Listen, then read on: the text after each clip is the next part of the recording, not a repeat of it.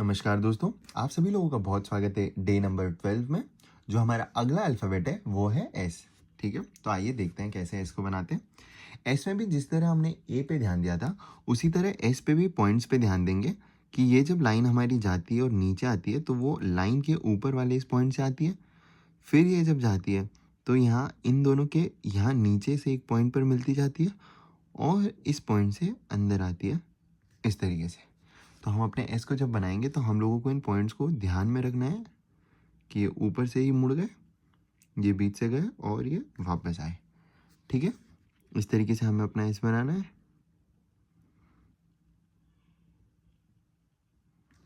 इस तरीके से।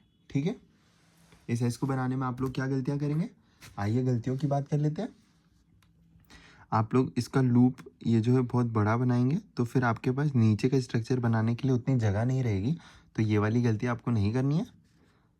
ठीक है, या फिर इसको यूं ला करके आप इसको बहुत ज़्यादा ऐसे दूर नहीं ले जाएं, वरना वो स्पेस भी अनइवन सी लगती है। ठीक है, बस ये गलतियां हमें नहीं करनी है। कुल मिला के हमें इस तरीके का अल्फ़ाबेट बनाने का प्रयास करना है। अगला वाला और बेहतर, अगला वाला और बेहतर। पहले ट्रेस करेंगे, फिर से ट्रेस करेंगे और इन पॉइंट्स को ध्यान देंगे। जो पॉइंट्स मैं आपको बता रहा हूँ ना कि ये वाला पॉइंट वापस आता है तब यहाँ से जा रहा है तब यहाँ से, और ये लाइन के ऊपर ही है, हम यहाँ से कर्व में वापस आते हैं। इन सब चीज़ों को ध्यान दे करके हमें इस तरीके का एस बनाना है। ठीक है, अब हम बढ़ते हैं अगले लेटर जो कि हमारा टी। टी पर ध्यान दीजिए, जो हमने एफ बनाया था उसी तरीके का टी है, लेकिन उससे थोड़ा अलग है। हमारे एफ में जो है ये वाला स्ट्रक्चर एक आता था। ठीक है, जैसे आप सिंपल इंग्लिश भी जब लिखते हैं तो ये आपका एफ होता है और उसी में ये वाली लाइन नहीं होती है तो ये टी होता है, और ये लाइन जुड़ जाती है तो वो एफ सा दिखने लग जाएगा। तो इसी तरीके से ये जो हमारा स्ट्रक्चर है इसे हमें बस इस बेस शेप को बनाना है जो कि हम ऑलरेडी सीख चुके हैं, और हमारा टी बन करके रेडी हो जाएगा। इसमें जो गलतियां हैं वो क्या करते हैं, हम पिछली बार भी बताया था कि लूप्स हम बहुत एग्जैजरेट कर देते हैं या फिर इसको सीधा बनाने लग जाते हैं। ये वाली गलतियां हमें नहीं करनी है। टी सिंपल सा हम एफ में सीख चुके हैं और टी को हमें सही तरीके से बनाना है। ठीक है, आते हैं अगले लेटर पर, अगले अल्फ़ाबेट पर जो कि हमारा यू। यू कैसे बनेगा, यू भी सिंपल सा है, आप लोग यू बना पाएंगे। ये जो हमने बेसिक ये फॉन्ट बनाना सीखा था उसी फॉन्ट के पहले बस ये वाला शेप हमें जोड़ देना है और ये हमारा यू बन के रेडी हो जाएगा। आप लोग अगर पूछना चाहें तो हो सकता है आपके मन में आए कि इनको हम यहाँ तक ले जा करके इक्वल क्यों नहीं कर रहे हैं। इसलिए नहीं कर रहे हैं क्योंकि जब हम दूसरा वाला थोड़ा सा छोटा शॉर्ट बनाते हैं तो उसमें जो स्लांट का जो फील आता है वो ज़्यादा विजिबल हो पाता है। इसलिए हम लोग दूसरी वाली साइड इसकी थोड़ी सी छोटी बना रहे हैं, इसलिए ज़्यादा बेहतर दिखता है। ठीक है, तो आप लोग इसको फिर बार बार ट्रेस करेंगे और प्रयास करेंगे यहाँ तक ले जाने इसको। ठीक है, इसमें इसको ऊपर तक ले जाना ये सही नहीं है, बस यहीं तक लाना है, या फिर इसको यू बना करके यहीं ख़त्म कर देना। ये गलतियाँ अब हमें नहीं करनी है। ठीक है, और इसी तरीके से हमारा यू बन जाएगा। आप लोग पहले ट्रेस करेंगे सारे, फिर इनको ट्रेस करेंगे, फिर यहाँ लिखेंगे, ऐसे कंप्लीट करते आएंगे और उम्मीद करेंगे हम लोग आपसे कि आप लोग लास्ट में जब लिख रहे होंगे तो आपके अल्फ़ाबेट्स काफ़ी सुंदर और काफ़ी प्यारे इस तरीके से बन रहे होंगे। ठीक है, अगला अल्फ़ाबेट सीखते हैं हम। अगला अल्फ़ाबेट जो हमारा वो है यू के बाद वी।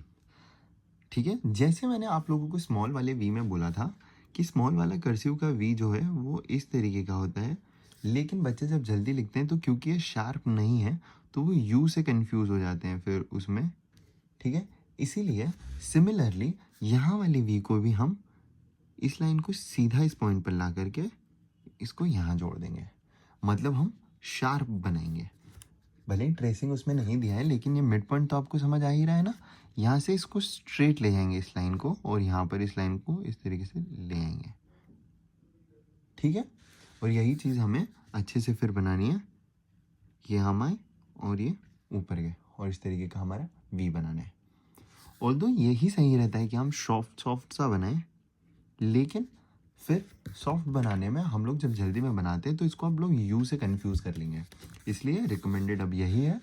काफ़ी बच्चे ये गलती कर चुके हैं, तो उस गलती को हटाने के लिए आप लोग वी को यूं ही बना लीजिए इस तरीके से, ठीक है। और ये जो दूसरी वाली साइड है ये यहीं तक जा रही है। एक बार फिर से देखते हैं, अच्छे से बनाने का प्रयास करते हैं। ये ठीक है, इस तरीके से हम लोग V V V V V V V बनाएंगे। फिर हम अपना अगला अल्फ़ाबेट देखते हैं जो कि है डब्ल्यू। डब्ल्यू में क्या है, हमने जो एन बनाना सीखा था वो हम यहाँ से स्टार्ट करते थे, लेकिन हमें स्ट्रेट लाइन से स्टार्ट करना है यू। और दूसरा जो अभी अभी हमने वी में बनाया है वो वाला शेप यू बनाना है, फिर ये और ये इस तरीके से बस बना देंगे हम, और डब्ल्यू हमारा प्यार से बनकर रेडी होगा। आइए फिर से देखते हैं हमारे डब्ल्यू किस तरीके से बनेगा। ठीक है, ये और ये अच्छे से बनकर रेडी है। फिर से बनाते हैं,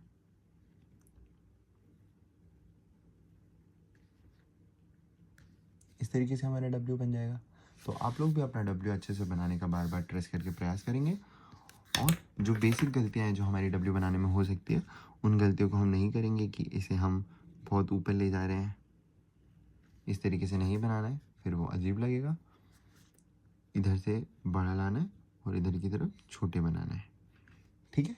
इस तरीके से हमें डब्ल्यू को कंप्लीट करना है ट्रेस कर करके। अगला अल्फ़ाबेट सीखते हैं जो कि हमारा एक्स है।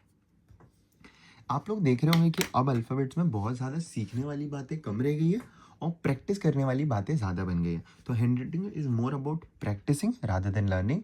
Although learning is also really important, क्योंकि उससे आप लोगों को बार बार दिमाग में किस तरीके से प्रैक्टिस करना है और कौन से पॉइंट्स को ध्यान रखना है वो क्लैरिटी मिलती है।